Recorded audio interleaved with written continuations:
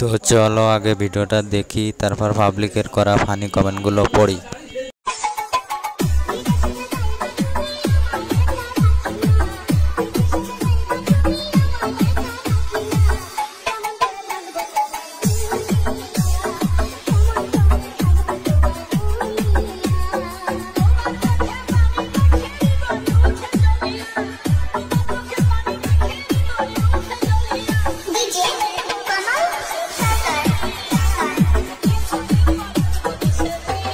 तो चलिए शुरू करते हैं।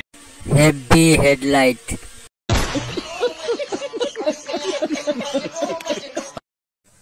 আপনার দুধের সাইজ দারুণ।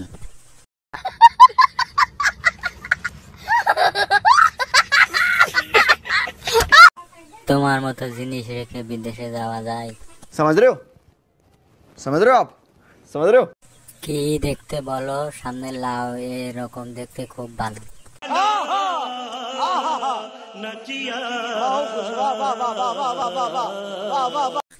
ওই গুলগুলি।